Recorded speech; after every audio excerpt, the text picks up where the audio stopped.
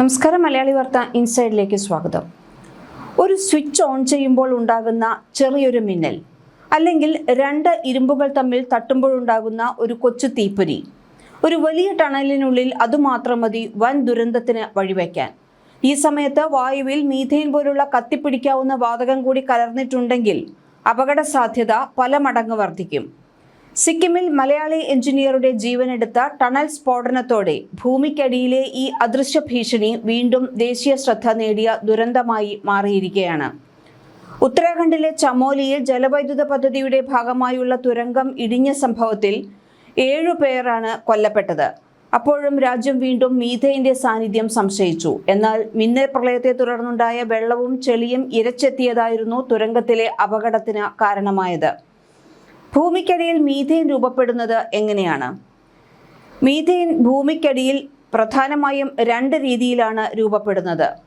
ജൈവ പ്രക്രിയ. ലക്ഷക്കണക്കിന് വർഷങ്ങൾക്ക് മുൻപ് മണ്ണിനടിയിലായ സസ്യങ്ങളുടെയും ജീവജാലങ്ങളുടെയും അവശിഷ്ടങ്ങൾ ഓക്സിജന്റെ അഭാവത്തിൽ സൂക്ഷ്മജീവികൾ വിഘടിപ്പിക്കുമ്പോൾ മീഥെയ്ൻ രൂപപ്പെടുന്നു. രണ്ടാമത് താപഭൗമ പ്രക്രിയയാണ്. ഭൂമിക്കടിയിലെ ഉയർന്ന ചൂടും സമ്മർദ്ദവും കാരണം കൽക്കരി, പെട്രോളിയം, പ്രകൃതിവാതക നിക്ഷേപങ്ങൾ എന്നിവയിൽ നിന്ന് മീഥെയ്ൻ സ്വാഭാവികമായി പുറത്തുവരുന്നു. ഈ വാതകം പാറകളുടെ വിള്ളലുകളിലും കൽക്കരിപ്പാളികൾക്കിടയിലും വലിയ സമ്മർദ്ദത്തിൽ കുടുങ്ങിക്കിടക്കാം. ടണൽ തുരക്കുമ്പോഴോ അല്ലെങ്കിൽ പാറകൾ പൊട്ടിക്കുമ്പോഴോ രൂപപ്പെടുന്ന പുതിയ വിള്ളലുകളിലൂടെ ഇത് അപ്രതീക്ഷിതമായി പുറത്തേക്ക് പ്രവഹിക്കാൻ സാധ്യതയുണ്ട്.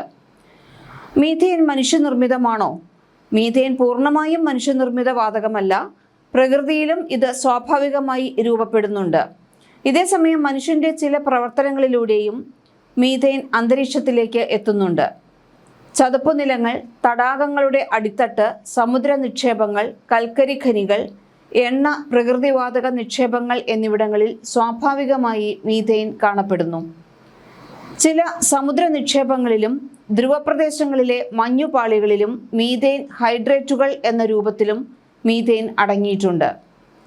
നെൽപ്പാടങ്ങൾ, കന്നുകാലി വളർത്തൽ, മാലിന്യ നിക്ഷേപ കേന്ദ്രങ്ങൾ, മലിനജല ശുദ്ധീകരണ പ്ലാന്റുകൾ, കൽക്കരി ഖനനം, എണ്ണ, പ്രകൃതിവാതക ഉൽപാദനം എന്നിവയാണ് മീഥെയ്ൻ പുറന്തള്ളുന്ന പ്രധാന മേഖലകൾ. ഇനി മീഥെയ്ൻ എല്ലായ്പ്പോഴും വില്ലനാണോ എന്ന് ചോദിച്ചാൽ അല്ല. അപകടകാരിയായ സാഹചര്യങ്ങളിൽ മീഥെയ്ൻ ജീവന് ഭീഷണിയാണെങ്കിലും നിയന്ത്രിതമായി ഉപയോഗിക്കുമ്പോൾ ലോകത്തിലെ ഏറ്റവും പ്രധാനപ്പെട്ട ഊർജ സ്രോതസ്സുകളിൽ ഒന്നാണ് മീഥെയ്ൻ. പ്രകൃതിവാതകത്തിന്റെ പ്രധാന ഘടകം മീഥെയ്ൻ തന്നെയാണ്. വീടുകളിലെ പൈപ്പ് വഴി വിതരണം ചെയ്യുന്ന പ്രകൃതിവാതകമായും PNG, വാഹനങ്ങളിൽ ഉപയോഗിക്കുന്ന കംപ്രസ്ഡ് നാച്ചുറൽ ഗ്യാസായും അത് CNG, വ്യവസായങ്ങളിലെ ഇന്ധനമായും വൈദ്യുതി ഉൽപാദനത്തിനായും ഇത് വ്യാപകമായി ഉപയോഗിക്കുന്ന ഒന്നാണ്. കാണാനോ മണത്തറിയാനോ കഴിയാത്ത മീഥെയ്ൻ പോലുള്ള വാതകങ്ങളെ അവഗണിച്ചാൽ നിമിഷങ്ങൾക്കുള്ളിൽ ദുരന്തം സംഭവിക്കാം എന്നുള്ളതാണ് മറ്റൊരു കാര്യം.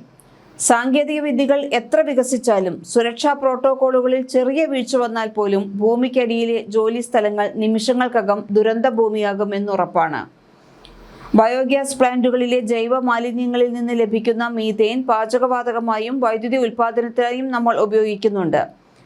ചില രാജ്യങ്ങളിൽ കൽക്കരി ഖനികളിൽ നിന്ന് പുറത്തുവരുന്ന മീഥെയ്ൻ ശേഖരിച്ച് ഇന്ധനമാക്കുന്ന പദ്ധതികളും നടപ്പിലാക്കിയിട്ടുണ്ട്. അതുകൊണ്ട് മീഥെയ്ൻ ഒരു നല്ല വാതകമോ ചീത്ത വാതകമോ അല്ല. ശരിയായ രീതിയിൽ നിയന്ത്രിച്ചാൽ അത് വിലപ്പെട്ട ഊർജ്ജ സ്രോതസ് തന്നെയാണ് എന്നതിൽ യാതൊരു സംശയവുമില്ല. എന്നാൽ നിയന്ത്രണം നഷ്ടപ്പെട്ട് അടഞ്ഞ ഇടങ്ങളിൽ അപകടകരമായ അളവിൽ അടിഞ്ഞുകൂടുമ്പോൾ മീഥെയ്ൻ വലിയ ദുരന്തത്തിന് കാരണമാകും. എന്തുകൊണ്ടാണ് മീഥെയ്ൻ അപകടകാരിയാകുന്നത് എന്ന് നോക്കാം. മീഥെയ്ൻ നേരിട്ട് വിഷവാതകമൊന്നുമല്ല. എന്നാൽ ചില പ്രത്യേക സാഹചര്യങ്ങളിൽ അത് അതീവ അപകടകരമായ വാതകമായി മാറും. മീഥെയ്ൻ കാണാനോ മണത്തറിയാനോ കഴിയില്ല എന്ന് പറഞ്ഞു. അതിനാൽ പ്രത്യേകതരം ഗ്യാസ് ഡിറ്റക്ടറുകൾ ഇല്ലാതെ മീഥെയ്ന്റെ സാന്നിധ്യം തിരിച്ചറിയുക പ്രായോഗികമായി വളരെ അസാധ്യമാണ്. പിന്നെ സ്ഫോടന സാധ്യത. വായുവിൽ മീഥെയ്ൻ 5 മുതൽ 15% വരെ സാന്ദ്രതയിൽ എത്തുകയാണെങ്കിൽ അത് സ്ഫോടന പരിധിയിലെത്തുന്നു. ഈ സാഹചര്യത്തിൽ ചെറിയൊരു തീപ്പൊരി പോലും വലിയ സ്ഫോടനത്തിന് കാരണമാകും. സ്റ്റാറ്റിക് വൈദ്യുതി, ലോഹോപകരണങ്ങൾ തമ്മിലുള്ള ഉരസൽ, വൈദ്യുത ഉപകരണങ്ങളിൽ നിന്നുള്ള ചെറിയ സ്പാർക്ക് എന്നിവ പോലും അപകടത്തിലേക്ക് വഴിവെക്കാം. പിന്നെ ഓക്സിജന്റെ അളവ് കുറയും. അടഞ്ഞ സ്ഥലങ്ങളിൽ മീഥേൻ കൂടി ചേരുമ്പോൾ വായുവിലെ ഓക്സിജന്റെ അളവ് കുറയുന്നു. ഓക്സിജൻ 19.5% താഴെയായാൽ അത് സുരക്ഷാ ഭീഷണിയായി കണക്കാക്കപ്പെടും. ഇതുമൂലം തലകറക്കം, ശ്വാസമുട്ടൽ, ബോധക്ഷയം തുടങ്ങിയ പ്രശ്നങ്ങൾ ഉണ്ടാകാം. മീഥേൻ സ്ഫോടനം ഇത്ര ശക്തമാകുന്നത് എന്തുകൊണ്ടാണ്? അടഞ്ഞ ടണലിനുള്ളിൽ മീഥേൻ വായുവുമായി ശരിയായ അളവിൽ കലർന്നാൽ സ്ഫോടന സമയത്ത് വലിയ മർദ്ദതരംഗം രൂപപ്പെടും. ഈ മർദ്ദമാണ് പാറകൾ ഇടിഞ്ഞു വീഴാനും ഉപകരണങ്ങൾ തകരാനും ഗുരുതര അപകടങ്ങൾക്കും കാരണമാകുന്നത്. സുരക്ഷാ ഭീഷണിക്കൊപ്പം മീഥേൻ ഒരു ശക്തമായ ഹരിതഗൃഹവാതകവുമാണ്. അന്തരീക്ഷ താപനില ഉയരുന്നതിൽ കാർബൺ ഡൈ ഓക്സൈഡിനേക്കാൾ കൂടുതൽ സ്വാധീനം ചെലുത്താൻ മീഥേന് കഴിയും. അതിനാൽ മീഥേൻ ചോർച്ച നിയന്ത്രിക്കുന്നത് തൊഴിലാളികളുടെ സുരക്ഷയ്ക്ക് മാത്രമല്ല, പരിസ്ഥിതി സംരക്ഷണത്തിനും വളരെയേറെ നിർണായകമായ ഒരു സംഗതിയാണ്. അതുപോലെ തന്നെ മീഥേൻ മാത്രമല്ല വില്ലൻ വാതകം. ടണൽ നിർമ്മാണങ്ങളിൽ മീഥേൻ മാത്രമല്ല മറ്റ് അപകടകാരികളായ വാതകങ്ങളും കണ്ടുവരാറുണ്ട്. ഉദാഹരണത്തിന് കാർബൺ മോണോക്സൈഡ്. സൈലന്റ് കില്ലർ എന്നറിയപ്പെടുന്ന ഈ വാതകം രക്തത്തിലെ ഹീമോഗ്ലോബിനുമായി ചേർന്ന് ശരീരകോശങ്ങളിലേക്ക് ഓക്സിജൻ എത്തുന്നത് തടസ്സപ്പെടുത്തുന്നു. പിന്നെ ഹൈഡ്രജൻ സൾഫൈഡ്. കുറഞ്ഞ അളവിൽ അഴുകിയ മുട്ടയുടെ മണം അനുഭവപ്പെടുന്ന ഈ വാതകം ഉയർന്ന സാന്ദ്രതയിൽ മണത്തറിയാനുള്ള കഴിവ് തന്നെ ഇല്ലാതാക്കും. കാർബൺ ഡൈ ഓക്സൈഡ് വായുവിനേക്കാൾ ഭാരമുള്ളതിനാൽ ടണലുകളുടെ താഴ്ഭാഗങ്ങളിൽ കെട്ടിക്കിടന്ന് ഓക്സിജന്റെ അളവ് കുറയ്ക്കും. നൈട്രജൻ ഓക്സൈഡുകൾ. ബ്ലാസ്റ്റിംഗ് പ്രവർത്തനങ്ങൾക്ക് ശേഷം രൂപപ്പെടുന്ന ഈ വാതകങ്ങൾ ശ്വാസകോശത്തിന് ഗുരുതരമായ ക്ഷതമുണ്ടാക്കാൻ സാധ്യതയുണ്ട്. മണമില്ല, നിറമില്ല, പക്ഷേ അതിമാരകം. ഭൂമിക്കടിയിലെ നിർമ്മാണ പ്രവർത്തനങ്ങൾ സാങ്കേതിക വൈദഗ്ധ്യം മാത്രമല്ല, കൃത്യമായ സുരക്ഷാ സംവിധാനങ്ങളും ആവശ്യപ്പെടുന്ന മേഖലയാണ്. കാണാനോ മണത്തറിയാനോ കഴിയാത്ത മീഥേൻ പോലുള്ള വാതകങ്ങളെ അവഗണിച്ചാൽ നിമിഷങ്ങൾക്കുള്ളിൽ വൻ ദുരന്തം തന്നെ സംഭവിച്ചേക്കാം. സാങ്കേതിക വിദ്യകൾ എത്ര വികസിച്ചാലും സുരക്ഷാ പ്രോട്ടോക്കോളുകളിൽ ചെറിയ വീഴ്ച വന്നാൽ പോലും ഭൂമിക്കടിയിലെ ജോലി സ്ഥലങ്ങൾ നിമിഷങ്ങൾക്കകം ദുരന്ത ഭൂമിയായി മാറും. കൃത്യമായ വാതക നിരീക്ഷണ സംവിധാനങ്ങൾ, ശക്തമായ വെന്റിലേഷൻ, കർശന സുരക്ഷാ പരീക്ഷണങ്ങൾ എന്നിവയിലൂടെ മാത്രമേ ഇത്തരം ദുരന്തങ്ങൾ തടയാനാകൂ. ഒരു നിമിഷത്തെ അശ്രദ്ധ ഒരു ജീവിതം കവർന്നേക്കാം. എന്നാൽ ഒരു നിമിഷത്തെ മുൻകരുതലുകൾ ഒരുപക്ഷെ അനേകം ജീവനുകൾ രക്ഷിച്ചേക്കാം. എങ്ങനെ ഈ അപകടം മുൻകൂട്ടി തിരിച്ചറിയാം?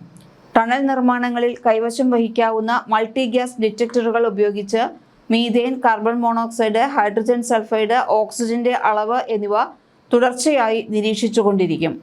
അപകട നിലയിൽ എത്തുന്നതിന് മുൻപ് തന്നെ ഇവ മുന്നറിയിപ്പ് നൽകുകയും ചെയ്യും. മീഥേൻ വായുവിനേക്കാൾ ഭാരം കുറഞ്ഞതിനാൽ ടണലുകളുടെ മുകൾ ഭാഗങ്ങളിൽ സ്ഥിരം ഗ്യാസ് സെൻസറുകൾ സ്ഥാപിച്ച് തത്സമയ നിരീക്ഷണം നടത്താറുണ്ട്. പ്രധാന ടണൽ നിർമ്മാണത്തിന് മുൻപ് പരിശോധനാ ദ്വാരങ്ങൾ തുറന്ന് ഭൂമിക്കടിയിലെ വാതക സാന്നിധ്യവും സമ്മർദ്ദവും വിലയിരുത്തും. വലിയ പദ്ധതികളിൽ ഈ വിവരങ്ങൾ നിയന്ത്രണ കേന്ദ്രത്തിലേക്ക് തത്സമയം എത്തിക്കുന്ന സംവിധാനങ്ങളും ഉപയോഗിക്കാറുണ്ട്. നിർബന്ധമായും പാലിക്കേണ്ട സുരക്ഷാ നടപടികൾ എന്തെല്ലാമാണെന്ന് നോക്കാം. ടണലിനുള്ളിലേക്ക് ശുദ്ധവായു തുടർച്ചയായി എത്തിക്കുന്ന ശക്തമായ വെന്റിലേഷൻ സംവിധാനം ഒരുക്കുക. തീപ്പൊരി ഉണ്ടാകാത്ത വൈദ്യുത ഉപകരണങ്ങൾ മാത്രം ഉപയോഗിക്കുക. ഓരോ ഷിഫ്റ്റിനും മുൻപ് ഗ്യാസ് അളവ് പരിശോധിക്കുക. എല്ലാ തൊഴിലാളികൾക്കും ഗ്യാസ് ഡിറ്റക്ടറുകളും മറ്റ് സുരക്ഷാ ഉപകരണങ്ങളും നൽകുക. വെന്റിലേഷൻ തകരാറിലായാൽ ഉടൻ ജോലി നിർത്തി ജീവനക്കാരെ സുരക്ഷിതമായി പുറത്തേക്ക് മാറ്റുക എന്നിവയാണ് അടിസ്ഥാന സുരക്ഷാ നടപടികൾ. മീഥേൻ സംബന്ധിച്ച അപകടം സ്ഫോടനത്തിൽ മാത്രം ഒതുങ്ങുന്നില്ല. തീപിടുത്തം, ഓക്സിജന്റെ കുറവ് മൂലമുണ്ടാകുന്ന ശ്വാസമുട്ടൽ, സ്ഫോടനത്തെ തുടർന്നുള്ള പാറയിടിച്ചിൽ, രക്ഷാപ്രവർത്തനത്തിനിടെ ഉണ്ടാകുന്ന അപകടങ്ങൾ എന്നിവയും ഒരുപോലെ ഗുരുതരമാണ്. മീഥേൻ ഉൾപ്പെടെ അപകടകാരികളായ വാതകങ്ങൾ ടണലുകളിൽ മാത്രമല്ല, ഖനികൾ, മാൻഹോളുകൾ, മലിനജല ടാങ്കുകൾ, ഭൂഗർഭ മലിനജല പൈപ്പ് ശൃംഖലകൾ, അടഞ്ഞ ജലസംഭരണികൾ എന്നിവിടങ്ങളിലും അപകട സാധ്യത സൃഷ്ടിക്കാറുണ്ട്. സിക്കിമിലെ ദുരന്തത്തിൽ മീഥേൻ എത്തിയത് എങ്ങനെയെന്ന് നോക്കാം. ടണൽ പരിശോധനയ്ക്കിടെ മീഥേൻ പുറത്തു വന്നത് പൈപ്പ് ചോർച്ച മൂലമല്ലെന്നാണ് വിദഗ്ധർ വ്യക്തമാക്കുന്നത്. പാറകളിൽ ഡ്രില്ലിംഗ് നടത്തുമ്പോഴോ പാറ പൊട്ടിക്കുമ്പോഴോ രൂപപ്പെടുന്ന പുതിയ വിള്ളലുകളിലൂടെ ഭൂമിക്കടിയിൽ സമ്മർദ്ദത്തിൽ കുടുങ്ങിക്കിടന്നിരുന്ന മീഥേൻ പുറത്തേക്ക് പ്രവഹിച്ചിരിക്കാം എന്നാണ് പ്രാഥമിക നിഗമനം. ടണലിനുള്ളിൽ വായു സഞ്ചാരം പരിമിതമായതിനാൽ വാതകം അടിഞ്ഞുകൂടുകയും പിന്നീട് ചെറിയൊരു തീപ്പൊരി സ്ഫോടനത്തിന് കാരണമായിരിക്കാം എന്നുമാണ് പ്രാഥമികമായി വിലയിരുത്തുന്നത്. സംഭവത്തിന്റെ കൃത്യമായ കാരണം സംബന്ധിച്ച അന്തിമ നിഗമനം ഔദ്യോഗിക അന്വേഷണ റിപ്പോർട്ടിന് ശേഷം മാത്രമേ വ്യക്തമാകൂ. മൊബൈൽ ഫോണിന് മീഥേൻ കണ്ടെത്താനാകുമോ എന്നുള്ളതാണ് അടുത്ത സംശയം. സാധാരണ സ്മാർട്ട് ഫോണുകൾക്ക് മീഥേൻ കണ്ടെത്താനാവില്ല. ഇതിനായി പ്രത്യേക വ്യാവസായിക ഗ്യാസ് ഡിറ്റക്ടറുകൾ ആവശ്യമാണ്. അതുകൊണ്ട് മണത്തോ മൊബൈൽ ആപ്പ് ഉപയോഗിച്ചോ ഇത്തരം വാതകങ്ങളെ തിരിച്ചറിയാൻ കഴിയില്ല. ആധുനിക ഗ്യാസ് സെൻസറുകൾ ഇല്ലാതിരുന്ന കാലത്ത് ചില ഖനികളിൽ കാനറി പക്ഷികളെ ഉപയോഗിച്ചിരുന്ന ചരിത്രമുണ്ട്. വിഷവാതകങ്ങളോട് മനുഷ്യരെക്കാൾ വേഗത്തിൽ പ്രതികരിച്ചിരുന്ന ഇവ അപകട സൂചന നൽകിയാൽ തൊഴിലാളികൾ ഉടൻ പുറത്തേക്ക് മാറുമായിരുന്നു. ചരിത്രത്തിൽ ഇടം പിടിച്ച ചില മീഥേൻ ദുരന്തങ്ങൾ കൂടി നമുക്കൊന്ന് നോക്കാം. മീഥേൻ സ്ഫോടനങ്ങൾ പുതിയ സംഭവമൊന്നുമല്ല. ഇന്ത്യയിലെ റാണിഗഞ്ച്, ധൻബാദ് തുടങ്ങിയ കൽക്കരി ഖനി മേഖലകളിൽ നിരവധി മീഥേൻ അപകടങ്ങൾ റിപ്പോർട്ട് ചെയ്തിട്ടുണ്ട്. ലോകത്ത് 1942 ചൈനയിലെ വെൻഷിഹു ഖനി ദുരന്തം, 1902 ഓസ്ട്രേലിയയിലെ മൗണ്ട് കെംപ്ല ഖനി ദുരന്തം, 2010 അമേരിക്കയിലെ അപ്പർ ബിഗ് ബ്രാഞ്ച് ഖനി ദുരന്തം എന്നിവ മീഥേൻ സ്ഫോടനങ്ങളുടെ ഏറ്റവും ശ്രദ്ധേയമായ ഉദാഹരണങ്ങളാണ്. ഈ ദുരന്തങ്ങളാണ് ഖനി ടണൽ സുരക്ഷാ മാനദണ്ഡങ്ങൾ കൂടുതൽ കർശനമാക്കാൻ പല രാജ്യങ്ങളെയും പ്രേരിപ്പിച്ചതും. മലയാളി വാർത്ത ഇൻസൈഡ്.